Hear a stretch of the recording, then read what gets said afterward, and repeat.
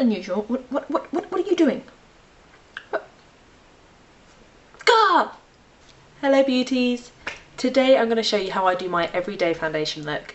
This obviously is not for everyone because I am someone who tends to wear a lot of slap on their face, because that's how I do. This is not what you're going to be wearing to school every day. This is not what you're going to be wearing to go down to the shop to buy a pint of milk.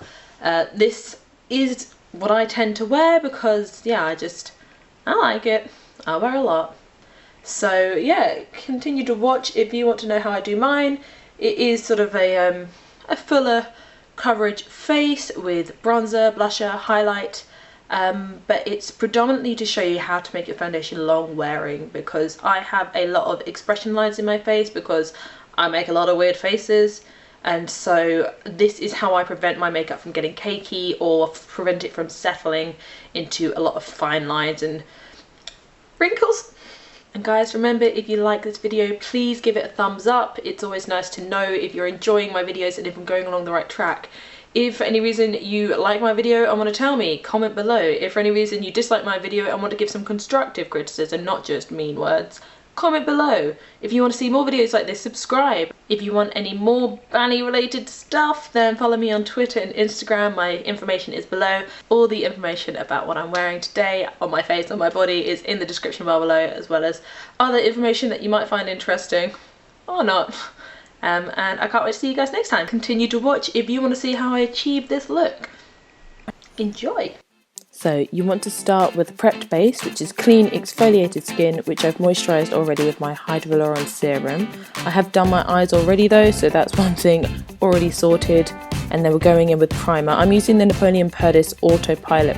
Next I'm taking Collection's Lasting Perfection Concealer in 01 Fair to cover up any redness on my face and highlight areas of my face I want to bring forward. So that's my forehead, my chin, the bridge of my nose, and I just do the centre of my face there. This is an optional dance break, you decide if you want to join in. Take a moment to look at yourself and think how ridiculous you look before going in with the darker concealer. This is Medium, again by Collection. Now you want to take this from the top of your ear down towards the corner of your mouth. However, I only bring it down until the end of my eyebrow, as you can see where I'm pointing out now. This is because if you bring it too far down, it's going to look over the top, whereas if you bring it to that end of your eyebrow, you can then blend it out and it naturally tapers and it just doesn't look as much of a stripe. Then simply taking a paddle brush, I'm just blending those colours out. Just to avoid all the colours blended together, I tend to go over my lighter patches first before moving on to the darker ones. Now I don't move this up in towards my eye contour area because I don't particularly like this concealer for that eye area. It creases on me really badly. So with your darker colour, you want to blend it down towards the mouth, but also try only really blending it up towards the eye rather than down towards the jawline, because that way you're going to try and keep a little bit more of a sharper line. You're going to keep that contour rather than blending it all together. Ignore how disgusting my nails look. And then I'm just taking two foundations, dancing with them a little bit. This is obviously key to the look. One is just a darker colour and one is more of a neutral. It's got more yellow tone, so I like that more for a highlight. I'm using that same paddle brush, which is a really bad brush to use because it's so discontinued, and just going over the areas that we just did, as well as other contour areas like the sides of your forehead, the temple area, along the jawline, down the sides of your nose. And then with the lighter colour, doing the highlight areas that you just did. It's all about layering. So again, forehead, centre of the nose, cupid's bow, chin, and then that cheekbone area. I like to do just a line like that underneath the contour, just so it kind of makes it more defined. And then again, just a blend, blend, blend. Everything's about blending. As I said, ignoring that eye contour area again, because I like to be really, really tame with that bit. So for blending, I'm grabbing my Sigma F80 flat top kabuki brush, that's a mouthful, and yeah, just blending.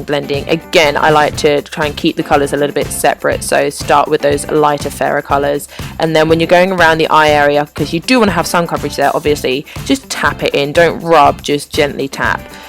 This brush is great for blending colours together slightly so they don't look quite so harsh. Really ensure that you've blended it out along your jawline and down your neck, because you really don't want to end up with a harsh line. The next thing we're going to do is struggle with a 2-ply tissue, trying to separate them, but I promise it is worth it, even though I do look like I'm getting irritated. This is the part that's going to really maintain your foundation and make it long wearing. Whee! So once you have your single ply tissue, you're going to gently pat your face with this. This is going to pick up any of the excess moisture in your foundation and any excess product, because then that way when you powder afterwards, it's not going to have that powder collect and cake on your face. So it may seem like a bit of a strange step, but I tell you, it's brilliant. Now here you can see that I had to pull my forehead up to make it taunt because I have a lot of expression lines and I really want to get all the product off. Imagine how you would use tissue to blot your lips. It is exactly the same idea. So then, taking a big fluffy brush from Real Techniques, I'm dusting that powder gently all over my face, and it just means it's not going to collect, which is all great. And then finish off by just pushing it into the face again with a velour puff. This one's just from John Lewis, you can get them from anywhere. And yeah, there we go. Now that your foundation is completely set, you can go on with any powder products and it's not going to shift the products around. So this one's actually Coralista by Benefit and it is so old. Like, I can't tell you how old it is. Now again, avoiding that contour area, because when I put anything like blush on there, it's just going to highlight it and that is not what you want because it's going to make you look older. And still trying to avoid that contour area, I'm putting on Kevyn and Kwan's Celestial Powder in Candlelight. Now this is just a beautiful product. It is more pricey, but it just gives you this gorgeous sheen. This is so subtle that I can put it on my forehead and it doesn't make me look greasy. Whereas I find other glittery highlights can look quite choppy on the face. Now we're just going to add some more warmth to our face with Glam Bronze by L'Oreal. Mine's completely broken, hence why I look sad about it. I use the back end of my Real Techniques setting brush just to loosen up that pressed pigment to really build up that contour area. It's going to look really harsh initially, but I do blend it out afterwards, as you will see. You can use a bigger, fluffier brush for this and just add some warmth without being so sharp, if you prefer more of a natural bronzed look. Here I'm actually using the brush that came with my Coralista blusher, which I've never used for blusher in my life. I just love it for bronzer and contour because it's a nice straight brush. For a more defined contour, I just go in with some more product on that brush, tap off the excess and draw it on for some extra dimension. And then I'm bringing that around onto my chin, up onto my temples. And this is to give more structure to the face. For a fail-proof way of doing it, follow the E/3 method. And you can see me draw it out now and demonstrating. You follow E round here, which curves around your jawline and your forehead. On the other side, it mirrors it as a 3. So that's the sort of general ruling you want to be following. Then I'm just going to contour my nose afterwards. I just use a Sigma E35 eye blending brush for this. And then, yeah, just blend it out. Now, after I've done all this, I like to go back in with the brush that I used to set the powder on my face, either adding in more product or leaving it as it is, because I just think you get a more generally diffused look when you go in with a little bit of powder afterwards. Completely optional, but I added lashes and a big bold lip because, you know, I like it like that. And to keep it looking fresh all day, I grabbed my Urban Decay all-nighter long-lasting makeup spray and give it all a big old spritz. And then you're done, ladies. Oh yeah, eating the muffin that my boyfriend made. Recipes are amazing, but all the pips get in your teeth so much. And then you look like an idiot when you're like, trying to get it out. Wow.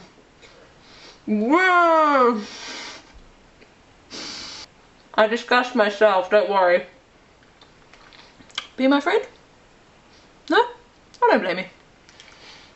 Ow, I just bit my lip.